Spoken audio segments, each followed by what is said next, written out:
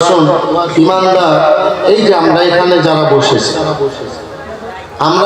যারা বসেছি এখানে যদি আমাদের মুসলিমদের দুশমনরা আসে, আইসে যদি তারা আমাদের কোনো ক্ষতি করতে চায়, এখানে কিরা আলেম আছে, কিরা বেআলেম আছে, কিরা তাবলীগ জামাত আছে, কিরা জামাত ইসলাম আছে, কিরা বিএনপি আছে, কিরা জাতীয় পার্টি আছে, কিরা আওয়ামী লীগ আছে, কিরা জাসদ আছে, এটা কি তারা দেখবে?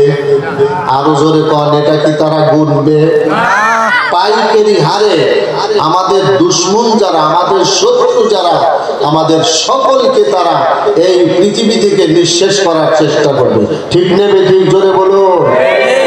আমার ভাইয়েরা, আমার বন্ধুরা, ইতিপূর্বে আমাদের বাংলাদেশে এই ইসলাম দিয়ে অনেক ষড়যন্ত্র হয়েছে।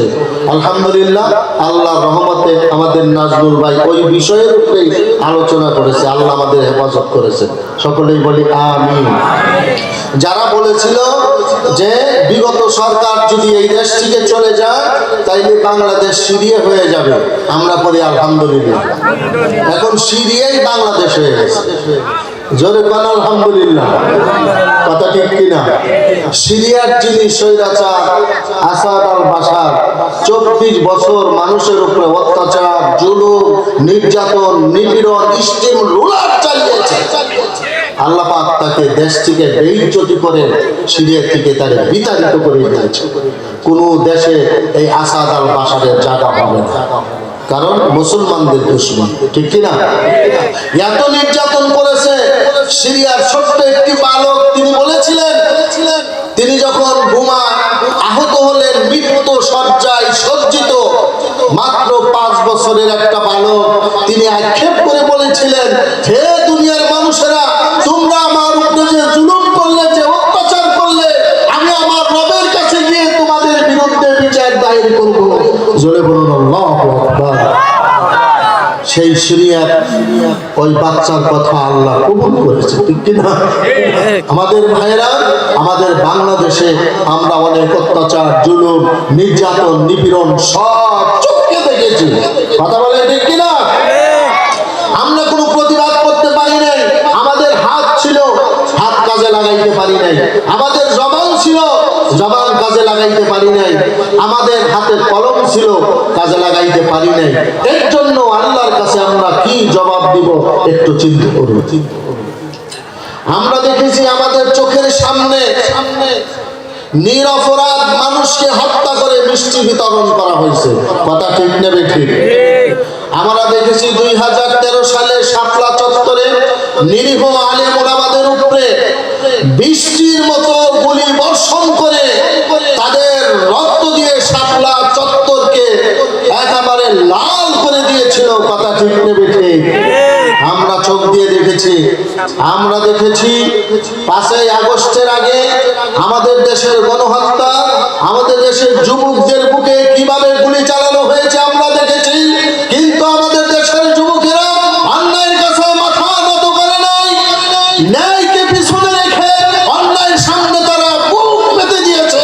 কথা বলেন ঠিক কিনা? আমরা দেখেছি আমাদের দেশে সাভারে মানুষ হত্যা করে ব্যানের উপরে সেই মানুষগুলা স্তূপ করে ওই ব্যানের উপরে আগুন লাগিয়ে দেওয়া হয়েছে, যেটা আয়ামে জাহিলিয়াতের মধ্যযুগীয় হার মানিয়েছে। কথা ঠিক কিনা?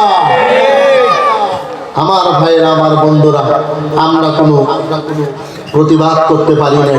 এর জন্য আল্লাহর কাছে আমরা কি জবাব দিব একটু চিন্তা করেন।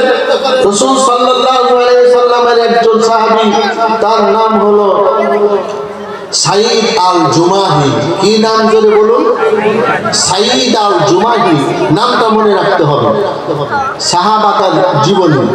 ওই সাহাবীর নাম হলো সাইদ আল জুমাহি রাদিয়াল্লাহু তাআলা আনহু।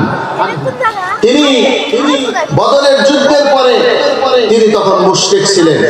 রাসূলুল্লাহর একজন সাহাবী, তার নাম হযরত খুবাইব রাদিয়াল্লাহু তাআলা আনহু। কোনোভাবে হযরত খুবাইবকে মক্কার লোকজন আটকে ফেলল। আমরা একটু জিকির করি, আর সামনে যে জায়গাগুলো আছে আমরা সামনের জায়গাগুলো আটকিয়ে দিই, যাতে শয়তান এখানে বসতে না পায়, ঠিক কিনা? লা ইলাহা ইল্লাল্লাহ, লা ইলাহা। সামনের ফাঁকা জায়গাগুলো আমরা গ্যাপ পূরণ করে বসি, পিছনে জায়গা হচ্ছে না, পিছনে আমরা বসার সুযোগ করে দেই। লা ইলাহা লা ইলাহা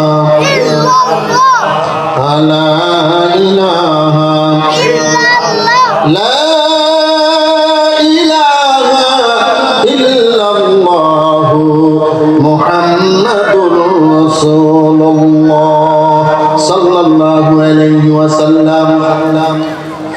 সাঈদ আমির ইবনে আল জুমাহি রাদিয়াল্লাহু তাআলা আনহু, তিনি মক্কায় তখনো মুসলমান হন নাই, মুশরিক। হঠাৎ তিনি দেখতে পেলেন আকাশের সূর্যটা যখন একেবারে পশ্চিম দিকে হেলে যায়, তিনি দেখতে পেলেন মক্কার তানঈম এই গোত্রের কাছে অনেকগুলা মানুষ একত্রিত। সাঈদ আমির আল জুমাহি বলেন, আমি অনেক মানুষের সমাগম দেখে ওখানে গিয়ে উপস্থিত হলাম। গিয়ে দেখলাম রাসূলুল্লাহর একজন সাহাবী, তার নাম খুবাইব ইবনে আদি রাদিয়াল্লাহু তাআলা। জোরে বলুন আল্লাহু আকবার। আমি দেখলাম পাথরের মতো খুবাইব রাদিয়াল্লাহু তাআলা দাঁড়িয়ে আছে, আর তার চতুর্দিক দিয়ে মুশরিকরা বিভিন্ন ভাবে তাকে কষ্ট দিতেছে। কেউ তাকে তীর দিয়ে খোঁচা মারে, কেউ তাকে তরবারি দিয়ে শরীরের মধ্যে আঘাত করে, কিন্তু খুবাইব রাদিয়াল্লাহু তাআলা আনহু তিনি চুপচাপ দাঁড়িয়ে আছেন। খুবাইবের এই মর্মান্তিক অবস্থা দেখে আমি মর্মাহত হয়ে গেলাম, আমি স্তব্ধ হয়ে গেলাম। খুবাইব আকাশের দিকে তাকিয়ে তাকিয়ে ঠোঁটটা বিড়বিড় করে লড়াচড়া করতেছে, কিন্তু আমার কিচ্ছু করার ছিল না। এরপরে আমি দেখলাম খুবাইবের এক হাত কোপ দিয়া কর্তন করা হলো। এরপরে সকল কাফির এবং মুশরিকরা উল্লাস করতে লাগলো, হাসি তামসা করতে লাগলো, তারা হাততালি দিতে লাগলো, শীষ বাজাতে লাগলো। এরপরে আরেকজন এসে খুবাইবের আরেকটা হাত কব্জা কর্তন করে ফেললো। খুবাইবের দুইটি হাত মাটির মধ্যে ছটফট করছে। খুবাইব তখনও আকাশের দিকে তাকিয়ে আছে। জোরে বলুন আল্লাহু আকবার। আমার মনে বড় কষ্ট লাগলো, এরকম একজন জীবন্ত মানুষকে তীরের আঘাতে খুঁচিয়ে খুঁচিয়ে এরপরে হাত কর্তন করে তাকে কিভাবে হত্যা করা হয়। হত্যা যেহেতু করবা, একবারে করলেই তো হয়, কথা বলেন ঠিক কিনা? ওই যে আপনার উত্তরবঙ্গের একজন মা বলেছিল, আমার ছেলেটাকে যেহেতু তোমরা হত্যাই করবা, কেন দুটি চোখ উপড়িয়ে ফেললে? কথা বলেন ঠিক কিনা?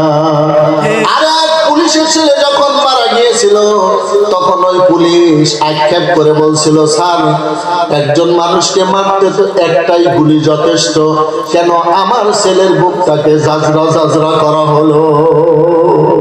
কথা ঠিক কিনা? আমার ভাইরা, তার মানে হলো এটা ওই যে পৈশাচিক আয়ামে জাহিলিয়াতের যুগের অভ্যাস। এই অভ্যাসের মানুষ আজও আছে না নাই? আমাদের বাংলাদেশে আছে না নাই? আমার ভাইরা, আমার বন্ধুরা, সাঈদ আমির আল জুমাহি তিনি বললেন, আমি চোখের পানি রাখতে পারতেছি না। খুবাইবের দুটি হাত যখন কর্তন করা হলো, তখন তাকে জিজ্ঞাসা করা হলো, খুবাইব আমরা তোমাকে ছেড়ে দিতে পারি, তুমি মৃত্যু থেকে বেঁচে যেতে পারো, আমাদের একটা শর্ত। কি শর্ত? কয় শর্ত হলো, তোমার জায়গায় যদি মুহাম্মদকে আনি, তুমি এইটা সাদরে যদি মেনে নাও, তাহলে আমরা তোমাকে ছেড়ে দিব।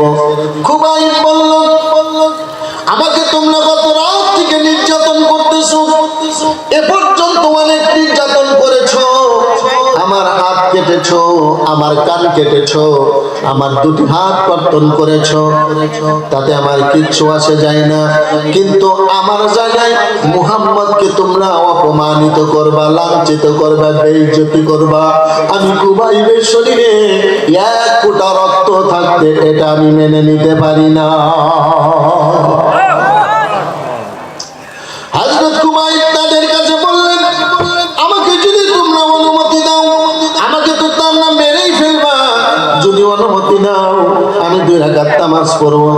হযরত কুবাইব একদম সাধারণ ভাবে 2 রাকাত নামাজ আদায় করলেন। কেউ তার নামাজ দেখে সাইদ ইবনে আমের আল জুমাহি আদি বলেন যে কুবাইব একেবারে ধীর চিত্তে 2 রাকাত নামাজ পড়লেন।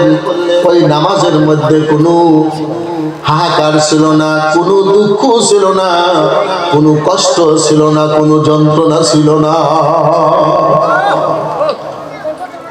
কুবাইব নামাজটা একটু তাড়াহুড়ো করে পড়লেন। নামাজের সালাম ফিরানোর পরে মুশরিকদের উদ্দেশ্য করে বললেন, আমি নামাজ আরেকটু দীর্ঘ করতাম, আমি যদি নামাজ দীর্ঘ করতাম তোমরা মনে মনে ভাবতে যে মৃত্যুটাকে পিছনের জন্য নামাজটাকে আমি দীর্ঘায়িত করলাম, কাজেই নামাজটাকে আমি সংক্ষিপ্ত করলাম, কারণ মৃত্যুকে মুসলমানরা পরোয়া করে না। জোরে বলুন সুবহানাল্লাহ।